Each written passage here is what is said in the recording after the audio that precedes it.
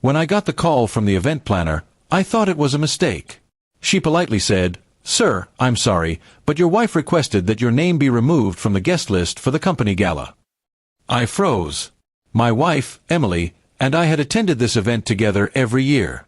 It was a big deal: formal dresses, music, dinner, and networking. Why would she not want me there this time? When Emily got home that evening, I asked her about it casually, not wanting to seem confrontational. She looked startled for a second, then quickly recovered. "Oh, that. It's just a small internal event, not like before. Only employees and clients this time," she explained. Her voice was calm, but her eyes avoided mine. Something didn't feel right. Over the next few days, I noticed she became unusually secretive with her phone and laptop. Late-night texts, quiet calls in the hallway, and sudden smiles that disappeared when she saw me watching. I tried to dismiss my suspicions, telling myself I was being paranoid. But deep down, I knew something was wrong. Curiosity turned into worry, and worry turned into determination. One night after she went to bed, I checked her calendar, which she'd left open on her laptop. The company event was marked clearly, but it was at a luxury hotel, not the usual conference center. The event seemed much smaller and oddly private. My gut twisted. I decided to call the event planner again.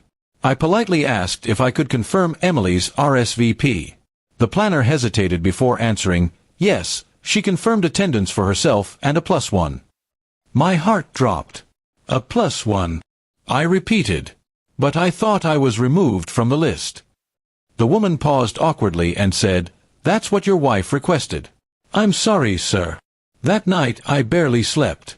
My mind raced with possibilities. Maybe it was an innocent mistake. Maybe she was bringing a client. But the +1 label said otherwise. I needed proof. The day of the event, I told her I had to work late and wished her good luck. She smiled too easily and left wearing a dress I hadn't seen before, elegant, shimmering, and clearly meant to impress. After she left, I changed into a suit and drove to the hotel. The parking lot was full of expensive cars, and the ballroom buzzed with laughter. I stayed in the lobby, waiting. About an hour later, I saw her, Emily, walking in arm with a man I recognized. It was her manager, Jason, a charming guy I'd met a few times. My hands clenched into fists. They looked too comfortable together, laughing like lovers, not co-workers. I felt a strange calm take over me. No shouting, no confrontation, just clarity. I took out my phone and snapped a few photos from a distance. Then I quietly walked away, heartbroken but composed. The next morning, Emily came home early, pretending she'd stayed at a colleague's apartment. She acted casual, pouring herself coffee as if nothing happened. I sat at the table, phone in hand, and said, "So, how was the event?" She smiled and said, "It was fine. Long night, you know how these things go." I slid my phone across the table. The photos glowed on the screen, her and Jason, holding hands, whispering, smiling under the ballroom lights.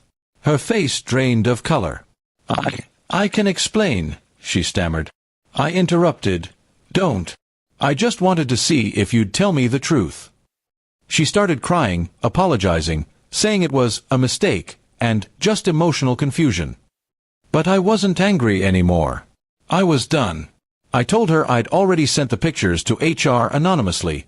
Let them deal with company rules. I also told her I was moving out that week. She begged me not to ruin her career, saying it was all a misunderstanding. But the moment she tried to twist the story, I realized something. She wasn't sorry for cheating. She was sorry for being caught. That made my decision easier. I left the house quietly 2 days later, leaving behind the wedding photos but taking my dignity with me. Months passed, and I learned she lost her job when the affair came out. People said I got my revenge, but I didn't see it that way. I just found peace in the truth. Sometimes betrayal doesn't need loud revenge or dramatic endings. Sometimes, the best payback is walking away, calmly, knowing you deserve better than someone who would erase you from her life with one phone call.